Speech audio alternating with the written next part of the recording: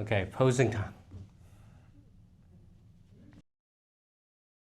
Okay. Okay, all right. So we're going right into it. Just quick update. The McDonald's Happy Meal Pokemon Happy Meals did not release. So Not released. I didn't grab us packs to open on camera, but the assumption in the community is that it'll be released this month in March. Okay. So I'll try to secure a couple packs, grab a couple Happy Meals, and then we'll be able to open some packs on air.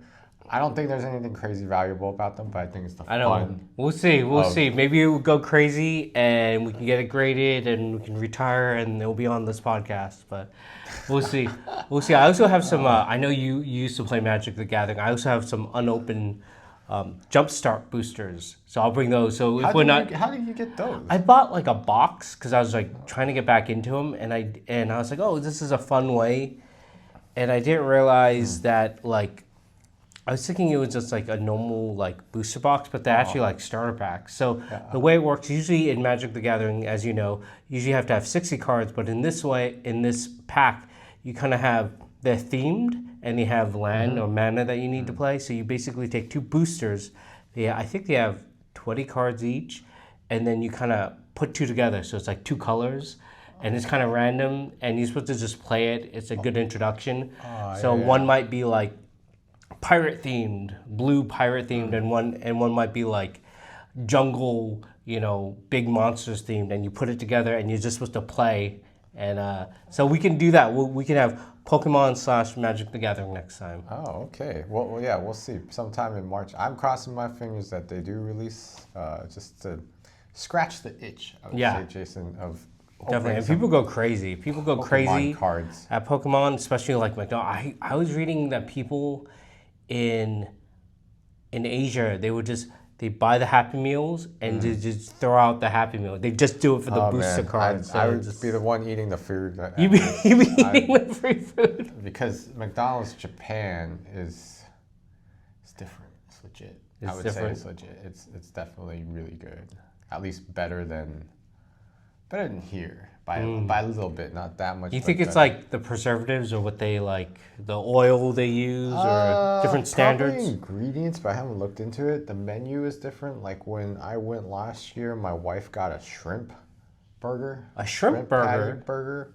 Yeah, and they just have different menus that are more. Oh, that specialize that region. Oh, that's local. cool. So I think I had it in Okinawa. That was what was out, and I think they had like sweet potato pie. Oh wow! Or taro pie that's out there. Is that the same as like the American like apple pie? Yeah, so similar but localized to the favorite. Like if you go to Hawaii, there's the coconut pie. I want to say coconut pie is out there, or pineapple. Or okay, that makes sense. Oh, I tried that and that was pretty good. It's like a custard filling. It was pretty darn good. But yes, before we just jump into a bunch of those things, we'll grab some packs if we can. Yep. And we'll crack them and just like see what we rip. That'll be a lot of fun.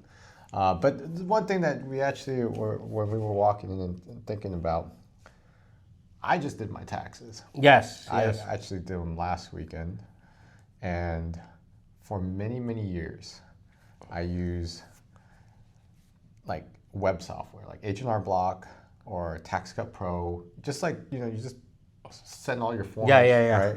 You upload your forms. And then it does it for you basically. And you pay like $50, $60 depending on how complicated your forms are. On the base level, if you're just a single job wage earner, you don't have complicated taxes like mortgage or deductions or things, you can submit that stuff for free to the federal. The state, you have to generally pay $15 to $20 to file. To like e-file. Yeah, or you could always mail it in. I know somebody that does it the old-fashioned. Really? Mails it in? Mails it in. I couldn't believe it, because if you were to mail in, like sometimes it can be a stack of papers to mail in. And I'm just like, you really gonna do that? I mean, maybe you want to get it certified to make sure it gets there, like. Yeah, I mean, you got to mail it, so it still costs money in some ways, I think. Or maybe you could drop it off at the post office. I don't know how that all happens. But so my brother actually was the one who said, "Hey Jack, I don't pay." I was like, "What? How about complicated taxes?" He's like, "Yeah, this can do it too." So he turned me on to Free Tax USA. FreeTaxUSA. Yep, freetaxusa.com, and it's free to file for federal. It was $16.99 or $15.99 for state. And at first I was hesitant. I was one of those people because I trade pretty often in my Like brokerage stocks. account. Yeah, Okay. I trade on a weekly basis. So I have a lot of transactions and things like that. So I always trust that I'd rather just pay $50, $60, get it done, than worry about inputting things incorrectly. So I tried this with Free Tax USA. I uploaded my forms. The one thing I'll say, you do still have to review your forms because every brokerage, every interest, they kind of look a little bit different. Like Right. every tax form you get from it is not always the same as your W-2 The form. 1099 interest or whatever they, the they trading. look slightly different, so you always have to verify and review that. So I was able to do that, correct some input outputs, and then it ran it. Wow. And I paid my taxes, and I got routed for my refunds, and then did the state, and all it cost me this year was $16, $17 versus Wow. $75 using like Tax Cut Pro or H&R Block. So Yeah. I'm not saying I'm endorsing it, but here's also something that I use it for. That's I would say it's unique to my situation and my marriage. So my wife and I have separate finances. Like I don't care what she's spending on; it's her money. We don't have a joint bank account or anything like that. Keep everything separate. We pay our bills. We split them however we split them. Now taxes is when it gets complicated because you file jointly. Right. If you get a penalty or you have a refund, you don't know. You're not going to just split that 50-50. Unless you happen to make the same amount of money, then yeah, you probably. But she makes a different amount than I do. She has different investment plans and stock plans. Does she also, do you handle her investments? Yeah, okay. I mean, I do her taxes. I don't handle her investment. I just tell so her, hey, she could buy anything and she'd be like, Jack, I'm in debt. oh I my made a gosh. bad So- bet on options. when I told her about like investments and planning for retirement, she's like, "Oh, I got my Chanel bags." I was like, That's exactly what my was wife like, what says. the She hell? has her handbags like- that she bought like when she was younger in Italy, and they're in a box in an undisclosed location in our house because that's her and she'll wear gloves, and she'll every once in a while she'll take them out and like hold them and then put them back. Oh my God, hold them? Hold them, That's put them cool. back Oh, that's because she funny. doesn't, because we have kids, so she doesn't want to wear them out, and yeah. you know they've gone up in value. So my wife can relate, but they're less liquid than stock because you'd have to sell it online or. So it's funny. So I guess it's a thing they say. I always laugh because I'm like, why are you buying purses and these fancy things? And she's like, oh, yeah, they're worth money. I'm like, well, it's not worth anything unless you sell it. That's true. Also, it's a liability at home technically if they're worth a lot and something happens. And yeah, and you have to preserve it. But my wife isn't on that. She just buys it so she can use it. So she uses she's it. walking. She's got these fancy clothes and purses and stuff. Wow. And I'm like, this is why I told her, like, I don't want kids, man. You live in this luxury lifestyle, honestly. I'm like, I was having a very real conversation. I said, once you have kids and you have children, your priority changes. Yeah, you have to give up a lot. Exactly. To give a purse-related story, my wife, like usually when you have kids, you have to put a lot more in the purse. So you can't have a small purse, you have to have a big purse. And you can have a nice purse, and the reason being is a lot of kids like the Play-Doh or the goo and whatnot, and they get at like birthday parties or as party favors. That's a thing. Yes. Goo stuff. And my wife got one for my son, and it was in a plastic bag, and she put it in her purse. And the Ziploc was not Ziplocked, and it got all over it, and she was so mad. So we now have a roll in our house that if we get goo, we immediately throw it out. It doesn't matter. You're like, oh, you can look at it, and then we're throwing it out because of that. And my wife can't use What like color any. was it?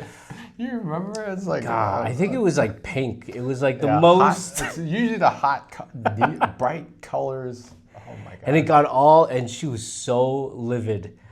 But you know, that's being a parent. So it's good to know like your limits. Like some people, like being a parent is a great thing. But then I would say it's not for everyone. It takes a village to raise kids. So you know, a grandparent, an aunt, an uncle. Like you can support families and kids in a lot of ways. But if it's not for you, like it's not for you. Yeah. So that's one of the things that I always tell her. Like you're living a certain kind of way. I don't think a child fits, even if you want a child. Like I think that comes with a certain maturity. That I realize that I can do it because I've seen my parents do it. I've seen them save and be very frugal to raise me and my brother. And I was like, that's a level. And I'm not saying this is your average American middle class, right? I mean, if you're rich, you're rich. You could do whatever you want. But just an average person in the Bay Area, I'm like, wow. Like, you know, you personally have done it. You are doing it, you know, dropping off the children, picking them up, being responsible for feeding, housing, their fun, their entertainment. On previous episodes, you talk about all the family trips and things like that. While I just go. Yeah. I just only, as long as I feed myself, that's it. I'm not worried about some other living thing, and that's why I always have a baseline respect for people that chose are doing the parenting, because it's like you're playing life on an extra higher difficulty. Seriously. It's true. And yeah, kids, especially daycare in the Bay Area specifically, it's so expensive. Like when we were sending our kids and the prices have gone up since my oldest to my youngest, the price has like doubled. But like daycare is no joke, and you need to apply and get in early, and then you have the diapers, the formula, or all the wipes. We were looking at it, and we were essentially paying like a second mortgage for just daycare month to month. So yeah, it's a sacrifice, and a lot of people make it. Like I know a lot of people who are like, oh, you know, maybe they have to give up. Maybe like one of the things my wife did was during COVID, she was like working, and my son just started kindergarten. It was kind of weird because it was also like remote, and he had a ton of homework, and he wasn't doing well, and you know, it's just in kindergarten. That's yeah, homework? yeah, because we were doing it on Zoom, and it's very hard to have a kid sit. And then we got a lot, and then we were both working, and then we had to do like sit with him and then do the homework, because sorry about that. It's okay. Spam call. Probably people asking to do my taxes. But yeah, so my wife actually decided to give up her job because she's like, why am I working and spending all my time at work when my own child is struggling? And I think a lot of people like look at that, especially if you're paying for daycare. You're like, I'm working to just cover daycare for someone else to take care of my kids. And it's kind of heartbreaking. It's like, so a lot of people make that decision, especially if you have more than one kid. It's like, okay, I'm gonna step away from my job temporarily, watch the kids. When they get to like a school age or high school, or even after college, then I can switch back and go back into the workforce. How many years did she take off? She actually, I'm trying to think, it's probably 1 or 1.5. She actually ended up switching. She was in HR, which is a very high demanding job for a big semiconductor company, high tech, you know, international, working around the clock with different like countries and whatnot. She enjoyed it, but like she was like, oh, this isn't manageable with kids. This isn't, you know. So she actually got a job with the state. So a state job is a lot more like 9 to 5 or a lot more set structure. So I could see a lot of people like, my gosh, hey, you know, you want to do the grind, which is great when you're young to get ahead, but then you want to at some point maybe make a switch, or like you said, maybe you do so well, you're an executive, Yeah. where you're like, oh, I can have my partner not work, or I can just, I can pay for help, I can outsource Yeah. it. So, Yeah. it's something every family has to deal with around the kitchen table. Wow.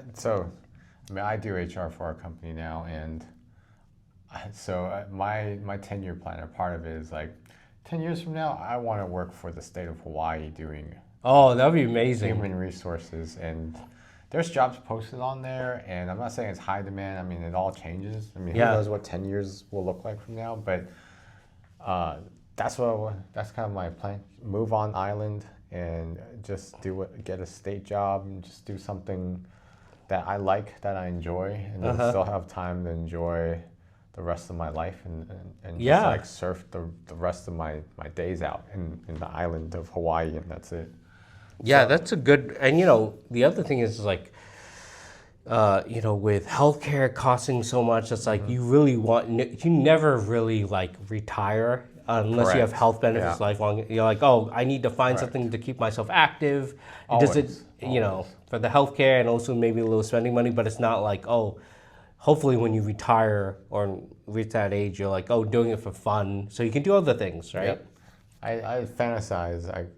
I would be like, as I tell my wife all the time, we're staying at these hotels, but like one day I'll work at these hotels. I'll be the You be the guy. yeah. I'll just be the bellhop. The bellhop, Yeah, the guy who like or the checks valet. out the Yeah. towels or whatnot. The valet person or whatever, and then as soon as I'm off, I'll just grab my board and just like Yeah. jump in the ocean. I think you'd be good at. I think you'd be a good surfboard instructor.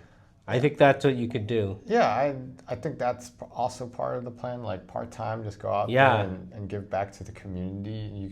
There's ways you can volunteer to teach different populations, and then you can also do it as part-time Yeah. tourism Yeah. and things like that. So Yeah, especially in Hawaii, right? yep, Like, I mean that's kind of the long-term plan. I know you worked at like Great America and whatnot, but when I do this, when I go to Disneyland and I go on the Jungle Cruise, Yeah. Oh, and they have the that's guy, and great. he's like, That's "Welcome to the Jungle Cruise.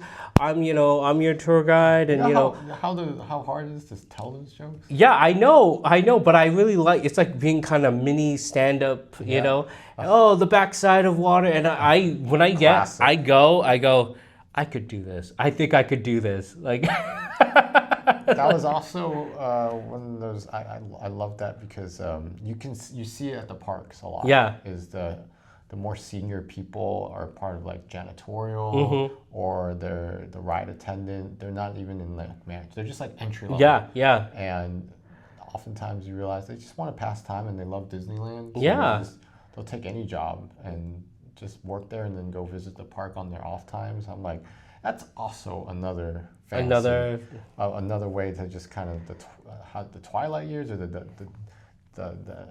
Yeah. end, the years where you're just like, yeah, I'm not hustling. I'm just living. Yeah, I could see that, and you don't get to enjoy the interaction with people, right? I think that'd be cool, especially at Disneyland.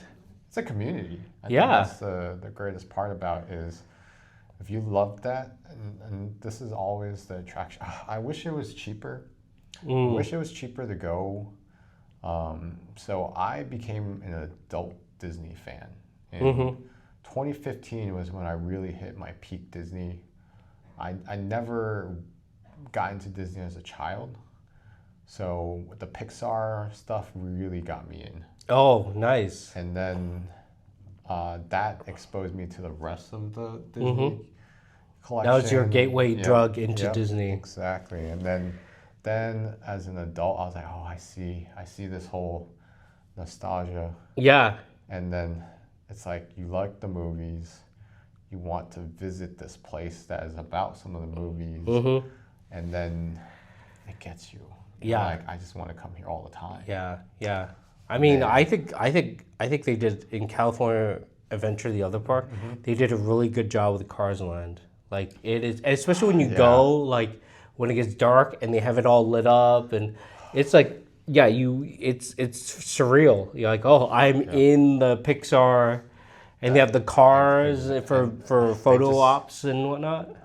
I've been to Hong Kong, Tokyo, and the California ones. Those are the ones I've been to, and there's a level of immersion that's just you just can't find anywhere. Like they just do it in a whole different way. But I stopped. Like I spent 10 years being a Disney adult, and then I stopped like kind of last year where they kind of outpriced. No. Like my ability to be a fan anymore. Were you buying it like were you buying like the annual tickets to Yeah. go? So when I first started 10 years ago, annual passes was the APs, what they were originally called, were $800, and then 10 years later, it's like $2,000 for the equivalent kind of tier of annual pass, like and then I just said, it's so expensive. That's like a vacation, or even 2 vacations, depending on how you swing it. And I was like, I love Disney enough. I'll still, I'll visit every so often. Probably when they just celebrated 70. Yeah. So in 30 years, I'll be 70. I'll be 70 in 30 years. So I'm like, I'll visit them at least for their 100th anniversary, right? So I'll see Disneyland at 100th anniversary. I can't wait for that. Wow. I think when it hits that point, I'm 70. I hope I still look like this at 70 so that I can still go on everything. I'm sorry, that's like a motivation to stay fit as well. But yeah, they priced me out because number one, I would actually pay extra to go to vintage Disneyland. Let me define vintage Disneyland. Vintage Disneyland would be Fast Pass, the old-fashioned way of paper Fast Passes. Yeah. Remove the apps. Yeah. Remove the whole I need a cell phone to enjoy my day kind of situation. But if that's too much. Okay, you keep cell phone. Let's just say cell phone, you can use it for the order food, but you don't need to manage your rides that way. So that's why in the 2000 teens, there was a period where fast passes are still paper, but you can order food. And I was like, oh, that works. It was a good combination. Because and why I say this is there was a lot more community when I went. Like on a normal day, you can spot real Disney, like the Disney fans that are fans. They have the lanyards, they have the clothing, they dress up. They're not just I visit once in a while, families, because it's expensive. Like they're there all the time, and that community, like you see them, they get you, you get them. But now, because the way that they're targeting in the past few years, the ultra rich and the apps and buying passes and all that stuff, it's like the average common fan that's just a fan is less in the park. Oh, interesting. And more of they're just the rich one that are like they're fans, but they're not like the locals. Yeah, it's like a different community, and I really miss that community. A different vibe. Like those people have been priced out, basically. Yeah, like the pin traders, they're just people that show up for the community, like just the community-driven events and people who dress. So it's a different crowd now, and especially annual passes has a different mentality because people just drop in and out. They go for a few hours a day and then they just leave because they know they can just come in and out. Now with the reservation system, like all this planning is great, but it feels like you have to play a video game. Yeah, it's like everything is like microtransactioned. Yeah, you gotta like. You're gonna try to hit rope drop at 8 a.m. or something, and then you're like, I need to do this. Like it's so there's no just spontaneous. Oh, let's do this. Let's just jump on this ride. Everything is so meticulously planned. Like the joy of being in Disneyland becomes more of I need a min-max versus. Oh yeah, 100%. Before it got really expensive, when I took my oldest when he was like around 5 or 6, I went with my parents. And we have good memories because my parents took me there. And I think I told you this, like my parents took me, so I have good memories. My wife isn't really a Disney fan because she never went. Yeah. But yeah, that min-max, especially now, is even more expensive. I can't imagine like, if you're paying like, I don't know, $200 or, Yeah, it's about $250, $300. Like then you really feel pressure to min-max and hit all those, like we have to hit Pirates of the Caribbean. we can't because when I went, my son, you know what his favorite part was? The Toonland? Toontown. Yeah. Toontown. It's essentially a glorified like playground, Yep. and you have like Mickey's house, Donald Duck's boat, and you just go in, and all the kids are very rough with all the furniture, so there's like broken knobs and whatnot, and so you're just like ransacking these like characters' house, and then at the end you line up and you get a photo of them. But we spent a majority of our time, and I was like, no, we gotta go on a ride. Like we need to go on the Monsters Inc. ride. Like and it's like the kids just want to play, and I was like, dude, we spend a lot of money. Like we can't do that. It's different. It's different now. So that's kind of like, yeah, the mentality and the mindset that has changed. Didn't expect to revisit the theme park stuff. Every time we seem to I know talk about theme we parks start and with stuff one like- topic and we just go completely off tangent. But you know what I did this weekend? I got the DVD because we were talking about Marvel. Fantastic Four. Have you seen that movie? Yeah, the latest one. The latest one, yeah. It's pretty good. I was very pleasantly surprised. I like the dynamics, the kind of the art style. There's two things I would have tweaked, but overall, I thought it was a pretty good movie. I really enjoyed it. And they had Galactus versus being a cloud. It's like actual Galactus. And then it segues into like Doctor Doom. They don't show Doctor Doom is in an end credit. Was he at the end credit? He was in the credit. But they don't show who he is. But that leads into this December is Doomsday is coming out. Avengers Doomsday. This year, right? Yeah, this year. This year, and it's gonna. There's no other Marvel movies until this, and I think that's it, right? I don't think there is. I think a lot of the stuff Doomsday, got pushed back. I think there's a Star Wars, The Mandalorian and Grogu but that's movie. That's not But Marvel. Marvel, and this is both Star Wars and Marvel. There hasn't been a lot of movies, so they're bringing back the old cast, and they'll probably have a multiverse angle to explain why they're bringing back people.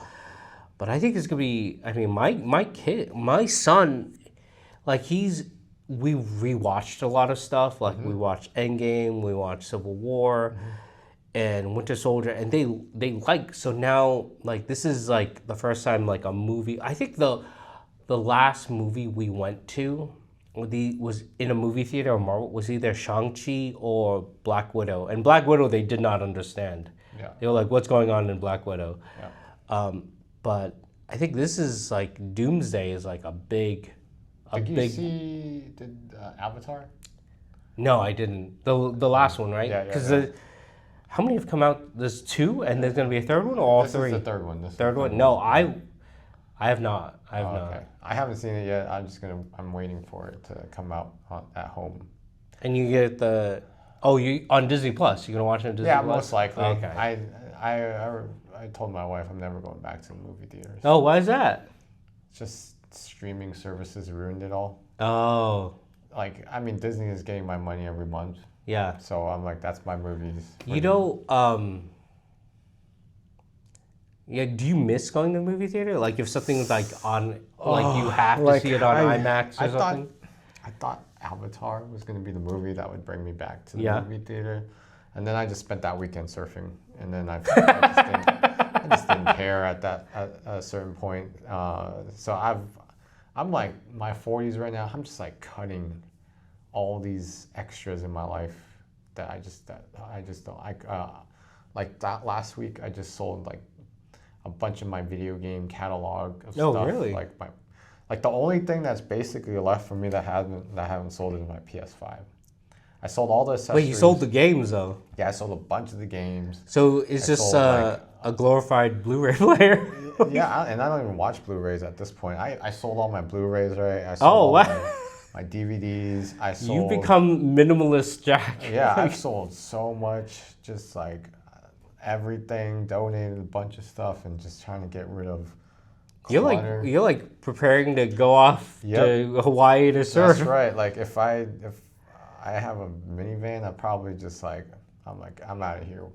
Goodbye, wife. Goodbye, Goodbye. dogs. Is your wife the opposite? Like, does she have lots of stuff? Yeah, she has a lot of stuff, and that's just the nature of like she's like a hermit crab is how I think. Or like if we move into a bigger apartment, she'll find ways to fill it up. Oh, with she'll stuff. fill it. Okay, okay. She'll fill it up with stuff while I'm like, man.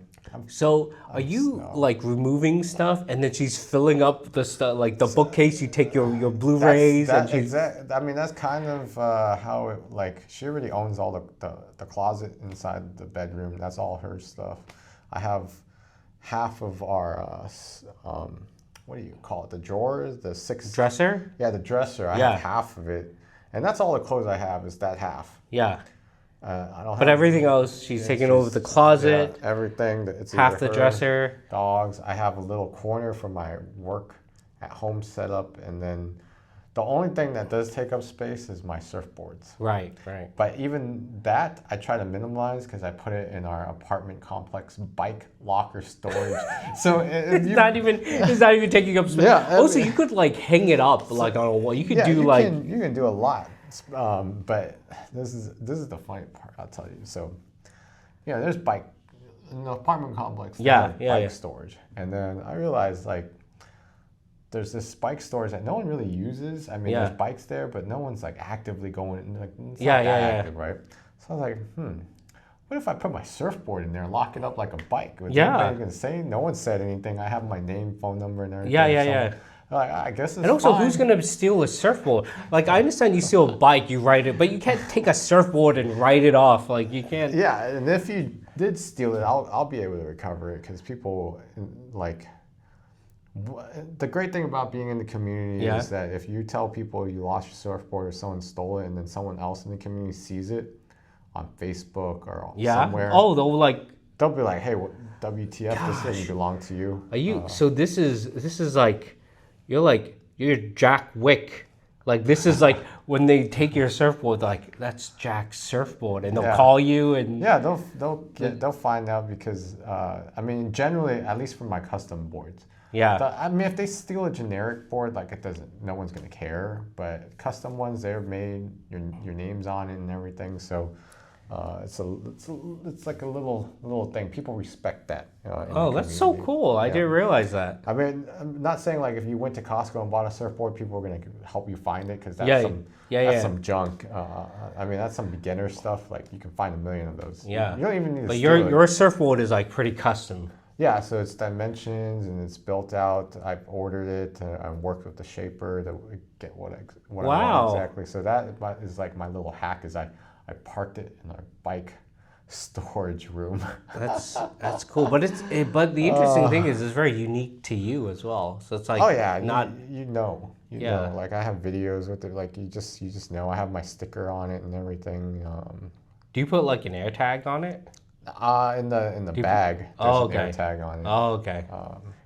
But yeah, that's kind of the thing. The last topic I wanted to update you is, you said what you did this weekend, and what I did this past week was, my grandmother had her memorial for my grandmother this past, and I got to see a lot of family and things like that. And I think.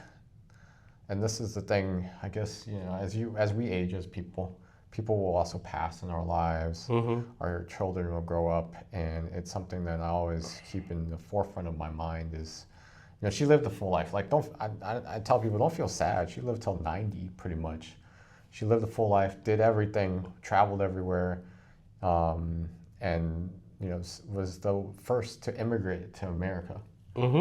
And after she came here, she brought everybody else, her children, and then that's my father, and so on and so on. So she did everything, and the biggest takeaway for me is just like she lived a full life, and I was like, I gotta make sure to live my best life that I can and be very fulfilled, and take that away and remember that the moments that we have and the things that we cherish.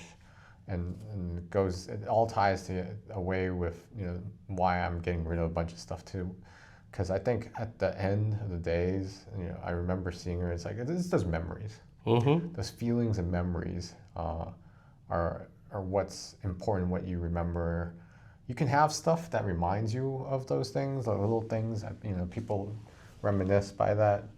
But I think when you're on your deathbed, I guess, you know, harsh way to put it, you're not going to be able to be surrounded. You don't want to be surrounded by, so you want to be surrounded by people. Yeah, no, absolutely. And I think that's where it's like, build good relationships with people. Mm-hmm. Build good relationships, and at the same time, also don't invest in the relationships that you know are toxic. Don't waste time on that. I've seen, you know, my grandmother and my family, and this is why it was great to reconnect with a lot of my family members, is that you got to realize some people are also toxic, and that you're wasting your time on them, and you should really invest in your relationships that you know are going to stay with you and carry you on, and are true, and are going to grow, and invest in them. And then once you realize sometimes not all relationships turn out that way. Right. Some are just here for a moment. Like, I mean, that's why I always am thankful for us spending time together, because it's very easily, right? A lot of times we work together and we're acquaintances, and then it just stops there as soon as one person leaves the company or something. But that's why I'm grateful in the sense you were open to continuing having a friendship and doing something like this, of just talking about stuff in life and building a relationship, because at the end of the day, you never know what can happen. I remember, you know, your job called for a reference and all that, right? And you put me, and I was very honored that you put me as the person that they would call. And it was a tough call, I tell you. Like, this wasn't your average manager, right? This was like the police. Yeah, it was. They were doing a background check. I was like, dude, I can't. Like, I'm just to be 100% like real. Like, I'm not gonna lie to a police officer. Like, if they ask something, I have to answer. Like, you know, it's not like as serious as put your hand on the Bible. But when he called, he's like, I am the police officer. I'm sergeant or something. Yeah, I'm like, oh man, this is like it was a background for working police, and you know.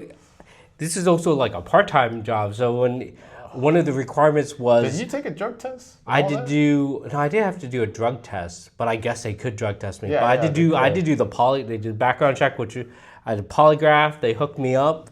Okay, we're gonna end on that talk. Now I'm super curious. Oh, okay. So, they hooked you up to a lie detector test, basically. Yeah, right? so it's like going to...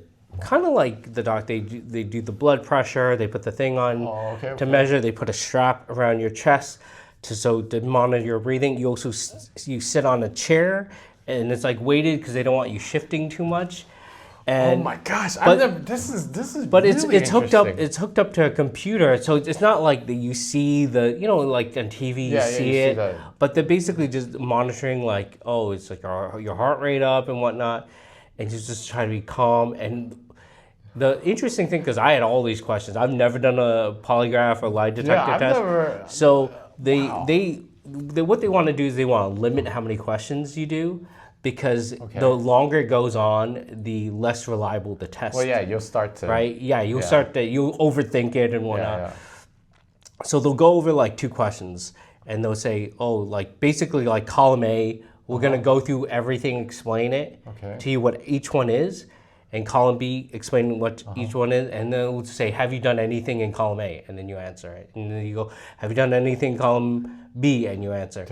But they need to do a set where you have to lie. So I think Wait. They actually had a set where... Yeah, so you have to, they have to know the baseline. So they go, tell the truth. So you're like, is the light on? And you go, yes. And then the lie that he had me do is like, have you ever gone over the speed limit? And I go, no. And they, it's on. It's everywhere. And then, really? Yes. But they do. But they also tell you, they go prep you like, okay, I need you to lie about something. What can we? Have you ever lied to your girlfriend? Have you ever lied to your wife or whatnot? I'm like, I'm really gonna get in trouble here. Like, but we settled on the speed limit question. Wow. But yeah. Wow, so Yeah, and this is for a part-time job, so I was like, ooh, this is a lot of work. Wow, I'm still kind of shocked, because, first of all, the fact that you got Yep. hooked up to something like that is incredible. So I kind of wish we could have a portable lie detector test so we could do this. This sounds kind of interesting. But it has to be of like past things you've done, like factual. Like because I was asking, I was like, well, what if you asked me if there's a God? Will it, will lie detect? And like, no, yeah. it doesn't work like that, Jason. I Like, see. stop asking me these silly questions. So. Oh wow. But it was fun and everyone was super nice, and I'm very grateful and lucky to be working with the police. I'm a non-sworn, but yeah. So thank you for being part of my background check, and yeah, it is very intense. Well, I'm glad. But they have to do it, right? They I have to didn't vet even make everyone. up stuff for it. Like I kind of knew it was. I mean, I had nothing but good things to say, but man, that was like they asked. Usually employment checks are like, oh, when did they work? What is the title? And that's Yeah, kinda it's pretty just factual, right? Yeah, and then they had some complicated questions and things. I don't even remember, but they were not simple. There was not a quick phone call. It was like they had they had like real questions to judge your character and things like that, like credibility and stuff. And I was like, wow. So, but now it makes sense because now you as the candidate had to go through a polygraph. Yeah. Okay, so I'm curious. The last thing, what was there one question on there that you remember that made you sweat, like that you were like, whoa? Not really. Okay. Because they went through, because they just asked you a bunch of questions, like, they want to know, like, did you do drugs? Yeah, they ask you drugs, and no, did they say, are you currently doing drugs? No. They go, oh, have you done, or have you, and they go through every drug, cocaine, heroin. And I was like, oh my God. Yeah, they go, but they do that before they hook you up because they want to explain it to you to go in depth. But some of the things they were asking me, I was like, actually asked, did you do cocaine? Yeah, they go through everything. And the other thing is they also asked me is they were like, have you, it was crazy because this is I'm not Catholic, but I think this is the closest thing to like going to confession, because they went through some of the things and I said, why are you asking me that? That's like super weird. Why would anyone do that? Like doing things with inappropriate things with like dogs or animals or like incest, or I was like, or they're like, oh, would you ever like put a hidden camera somewhere, like in a hotel room, and I was like, no, they get very dark. I was like, why would anyone do that? And like, we just want to do it because, we want to go through everything. And I was like, no, I haven't done any of this. And then I did the lie detector. And I was, when I was doing I was really, the polygraph, I was like questioning my life decisions. And I was like, if I don't pass this, what does this say about me as a person? If I don't pass this polygraph? But I passed it, thankfully. And but the thing is, afterwards, I talked to the officer who was doing it. I was like, oh, asking him. And he's like, yeah, sometimes like people will like tell the truth about like, oh, I've done some of these crimes. And like, we'll call the police and arrest them like after the polygraph. And I was like, wait, this isn't like attorney-client privilege. This isn't like people you come in for like a polygraph interview and you get arrested because you like, yeah, you confess to something, or I don't know, I have shot. But then why would you be applying for the police department? Yeah, exactly. It's the second that, they didn't spring that on you. Like they gave you a heads up, like we're gonna test you. Yeah, you're gonna do a polygraph. Okay, I'm out, guys. I'm out. Yeah, why would you be applying for the police? But it was wild. I was like, oh wait, some people get arrested, or if they admit to something at the end. I was like, wow, that is. But that's crazy. But thank you for sharing. Yeah, no worries. That's an amazing experience. I'm so glad that somehow we ended up talking about this. Wow, I've definitely learned something. That's wow. Yeah. So if you ever do a polygraph, that's what you have to expect. That's incredible. So yeah. Well, yeah, that's kind of this episode for now. But yeah, hopefully next time we'll have Pokemon cards to open, and maybe Magic the Gathering cards. We'll see. try to grab some of them. All right. Yeah. Okay. Well, thank you for joining. Thank you so much. And we'll see you next time. Have a good one. Yeah.